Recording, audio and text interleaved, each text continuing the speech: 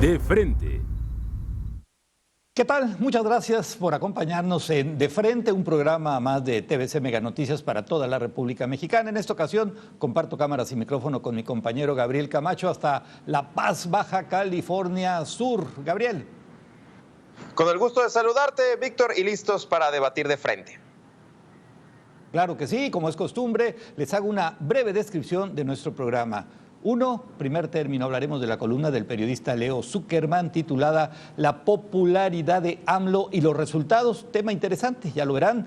2, estaremos analizando la columna del periodista Jorge Fernández Menéndez que lleva por nombre Santa Lucía y el Naim es el nuevo aeropuerto de la Ciudad de México, dice volando bajo. Luego vamos a pasar a un tema de casa que le hemos llamado Se fue como llegó. Me refiero a este magistrado, a Eduardo Medina Mora, que llegó envuelto en escándalos y así como llegó, está saliendo. Posteriormente pasaremos al tema sufragio efectivo. Hablo de la revocación de mandato. La consulta ya se ha aprobado en comisiones y ahora va al Pleno de la Unión. ¿Qué va a suceder? Eso lo platicaremos en unos minutos y cerraremos con el tema que puso a girar a la Ciudad de México y también a otras más. Me refiero a los taxistas y le hemos llamado piso parejo. ¿Qué tan legítimas son las quejas de estos trabajadores del volante? Gabriel, la baraja está en la mesa y comenzamos con la columna de Leo Zuckerman, la popularidad de AMLO y sus resultados. El presidente sigue con una aprobación, así lo dicen encuestas serias, del 70%. Y lo dice el periodista que a pesar de los malos resultados en algunos temas, ahí están los buenos números de sus encuestas. Gabriel. Sí, es correcto, es algo muy difícil de entender para muchos encuestadores que todos los días están sacando pues estos resultados que por un lado, por lo menos dice Leo Zuckerman, seguridad y economía, los resultados son malos. En seguridad tenemos el 2019 más violento en 22 años, son más de 17,000 víctimas en homicidios y en feminicidios. Y por otro lado, el tema económico, se ha desplomado completamente la inversión fija bruta, así como la inversión en obra pública. Esto, además de que el crecimiento del PIB pues, también está estancado. Perfecto. Eso lo dice Leo Zuckerman. Gabriel, eso lo dice Leo Zuckerman, de acuerdo. Pero la popularidad, ¿por qué sube? ¿Por qué no baja? Exacto. ¿Qué está pasando, Gabriel? Está reflejando, es precisamente eso. Estamos acostumbrados a que los malos resultados deberían de verse reflejado en una percepción negativa del líder o de la administración de Andrés Manuel López Obrador, cosa que dice el propio Zuckerman. Hay una desconexión de los resultados tan pésimos. ¿Qué está pasando? ¿Por qué sucede esto? Y bueno, 5 razones de esto. Dice, pues una magia comunicativa. El presidente comunica excelente, es un mago para comunicar y convencer. El personal estilo de gobernar es omnipresente, Víctor, está en todos lados. En la mañana, 2 horas de la mañanera, los eventos de su gira por todo el país, el tema de la austeridad. Y los medios, ahí estamos. Y los medios cubriendo una y otra vez sus declaraciones. Sobre todo, ¿sabes qué, Víctor? Declara algo el presidente López Obrador y se empieza a hacer una caja de resonancia de cualquier cosa que diga, inclusive de sus propios silencios, que por cierto, sobre este tema también vamos a comentar más adelante. Incluyendo sus errores, claro que sí. Oye, ¿tendrá que ver mucho en esto, Gabriel, el hartazgo, ese hartazgo que nadie quiere saber de lo que hubo? O sea, de regresar al pasado, nadie quiere, prefiero esto que lo que tenía antes. ¿Será parte de eso? Fíjate, yo sumo a la pregunta esto de ese hartazgo, ¿cuánto tiempo se va a sostener? ¿Cuánto tiempo va a tener el presidente López Obrador de ese bono, de esa aceptación? Porque en algún momento se va a acabar, Víctor. En algún momento esto tiene que caducar, ese bono. Y pues yo hasta el momento no veo que haya una estrategia para poder revertir esos malos resultados, por lo menos en seguridad y en economía. Oye, Víctor. Gabriel, rápidamente, y estar en vivo genera riesgos importantes. Sí, inclusive hasta de seguridad del propio presidente, al no tener todo el cuadro del Estado Mayor y toda la seguridad, todavía también replica una inseguridad hacia el presidente. Bueno, es un tema que daría para mucho más, pero tenemos que pasar a hablar de Jorge Fernández Meléndez, su columna titulada Santa Lucía, lo que es el Aeropuerto Internacional de México, dice volando bajo. Gabriel, prácticamente se está destrabando todo lo relacionado con Santa Lucía y dice el presidente que en 3 años, quedará terminado dicho aeropuerto. ¿Será este tema esa losa pesada que llevará por muchos años López Obrador? Porque nadie sabe cómo va a terminar.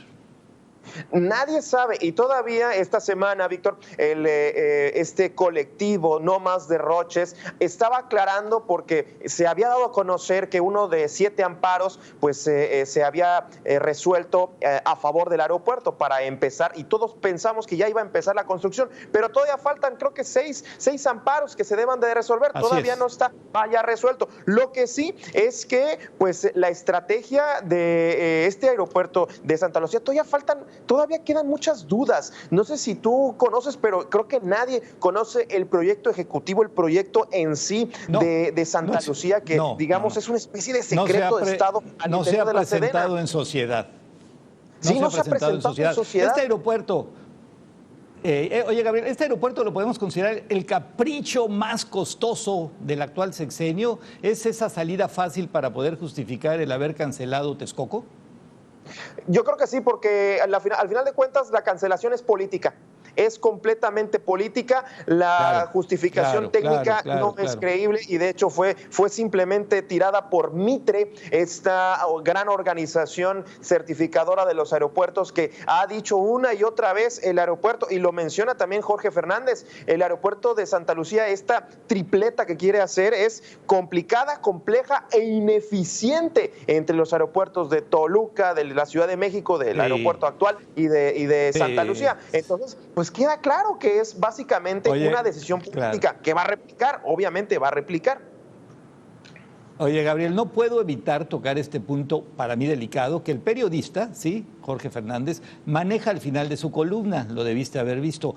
La flota aérea de México prácticamente parada, o en venta, como es el caso del avión presidencial. Pero por otro lado, un avión de la Fuerza Aérea Mexicana va por los restos, por las cenizas, por lo que sea, de José José a Miami. Y la pregunta es, ¿de qué se trata? Sí, 150 gramos de los restos de José José. Me queda claro que los funerales de José José, casi un funeral de Estado, al haber desplegado una aerolínea, un avión de la Fuerza Aérea. Claro. Me queda claro que es ahí los contrastes del discurso de la austeridad. Pero fíjate cómo la magia comunicativa de López Obrador se ha conectado. Le vende al público que yo estoy del lado del pueblo que ama al príncipe, que ya no está con nosotros y que al final de cuentas pues lo vimos con todo este show mediático alrededor de los funerales de López Obrador. La magia comunicativa cacha bien el tema en este sentido y dispone una aerolínea de la Fuerza Aérea. Vaya situación. Claro que sí, con todo respeto, un show. Estoy de acuerdo contigo, Gabriel, totalmente de acuerdo. Gabriel, vámonos al siguiente tema, a ese tema complejo, ese tema de Eduardo Medina Mora, un ministro de escándalos, y lo titulamos "Se fue como llegó". Gabriel, ¿la partida de Medina Mora es un misterio o es parte de esa limpia de la corrupción enquistada en las élites políticas del país?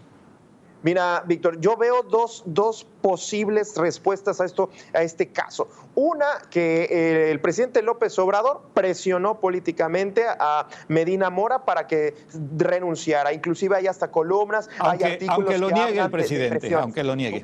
Sí, exacto, aunque lo niegue el presidente. Y por un lado, me queda claro que la falta de transparencia, que al final de cuentas ya sabemos, lo están investigando, la Unidad de Inteligencia Financiera está investigando a Medina Mora. Aunque no lo diga él públicamente, esa es la razón principal, creo yo. Ese sería por un lado. Por otro lado, se habla de que López Obrador está tomando la Suprema Corte de Justicia por asalto. Es uno de los segundos análisis que se hacen al proponer ahora él un tercer posible ministro. Ya sería con el tercero.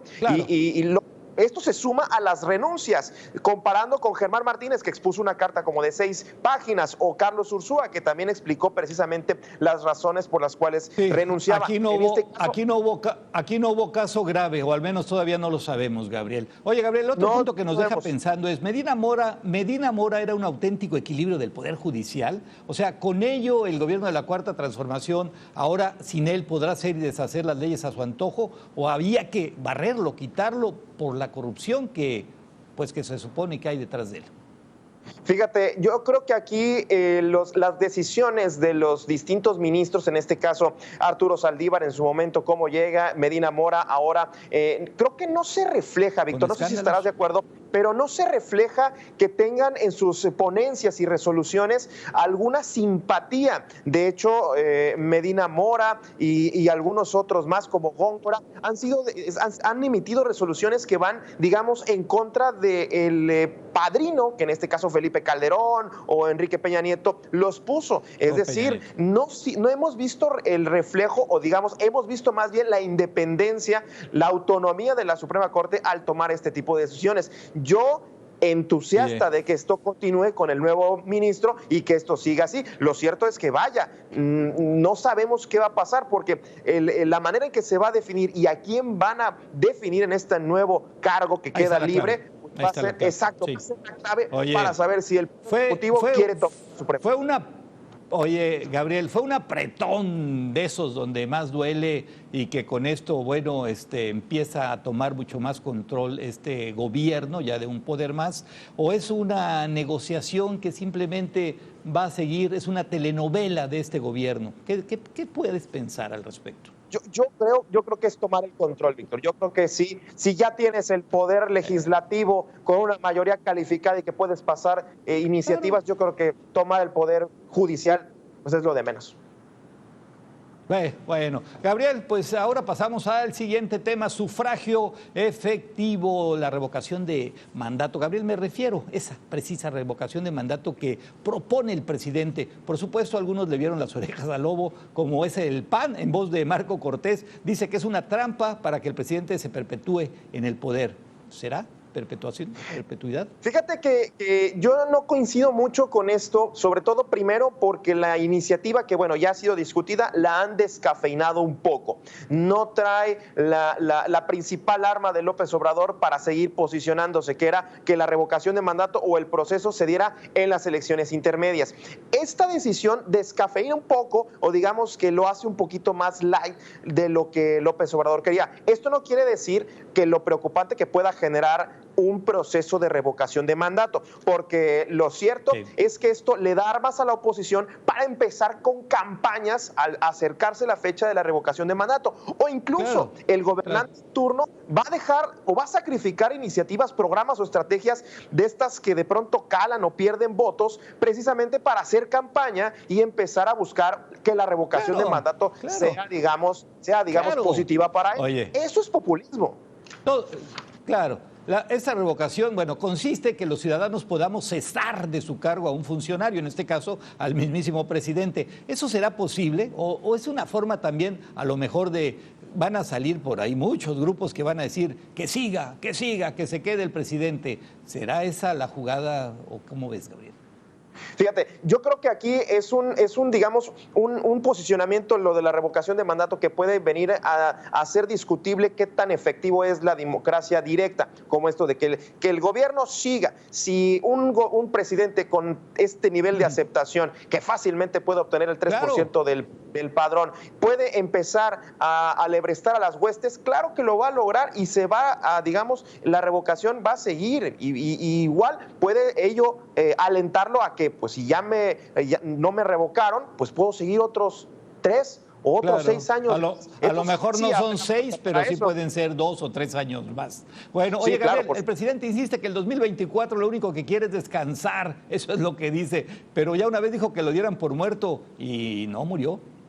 No murió, e insisto, la democracia indirecta, que en este caso pues es el voto por 6 años, creo que de pronto ahí se pierde la discusión en el sentido de lo efectivo que puede ser la revocación de mandato, porque al final de cuentas pues va a pasar, digamos, lo que sucede en Baja California, en donde el Congreso a sus anchas pretendía cambiar todo el periodo de 2 años a 5 años. Entonces, pues, ¿de qué serviría? Yo creo que más allá de esto es la estrategia de López Obrador para que sigamos hablando de él, para que sus candidatos, porque, ojo, los candidatos de Morena no son López Obrador, y eso sí les afecta muchísimo, les pega muchísimo. Claro.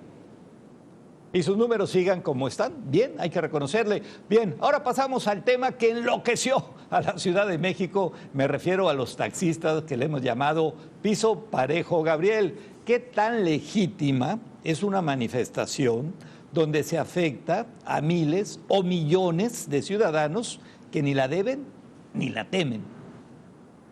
No creo que sea legítimo. Yo creo que aquí hay una violación completa a muchos de los derechos humanos que tenemos, derecho a la libertad de tránsito, derecho inclusive a la educación, claro. La gente no puede ni siquiera estudiar, pero esto es una discusión en el tema de las plataformas contra los taxistas de intereses económicos. Sí. Es intereses económicos que no se han podido poner de acuerdo. Quintana Roo, Los Cabos, por ejemplo, en donde el turismo tiene una gran derrama económica, igual la Ciudad de México paralizada completamente. A mí lo que me llama la atención es que estamos al 2018, Uber y muchas de las plataformas ya tienen casi en algunos estados más de 7, 8 años, y que al día de hoy no se puedan poner de acuerdo. ¿Qué tan grande es la tajada de este pastel? Claro. ¿Qué no puede haber Gabriel, es 2019, pero bueno, otro punto y quizá el más interesante. Los taxistas quieren que retiren a los servicios de plataforma. Tú lo decías, Uber, Cabify y todos estos, sí. Pero hay un pero que yo veo. ¿Y los mexicanos? ¿Y nosotros? ¿Y los que pagamos el servicio? ¿Qué no podemos escoger algo bueno y más económico? ¿O por qué nos los van a quitar? Sí, es de hecho la estrategia o la coerción que los concesionarios, taxistas, estos grupos que pues están paralizando. Yo insisto, los plataformas ya pagan ciertos impuestos. Obviamente, pues lo van a trasladar ahora a los socioconductores o choferes de las plataformas. Pero esto me lleva a lo que dices. ¿Por qué? Porque, bueno, primero son los taxistas. Van a lograr sus objetivos, pero después vamos a ver a los normalistas paralizando la Ciudad de México, y después vamos a ver a la CENTE paralizando la Ciudad de México y otros estados de la República, y después, ¿por qué no vamos a ver a otros maestros, a otros grupos campesinos? Ya estábamos viendo también campesinos que están hartos, y así estamos viendo un gobierno que se está doblegando a este tipo de protestas, porque esta protesta creo que viene a eso, a doblegar al gobierno.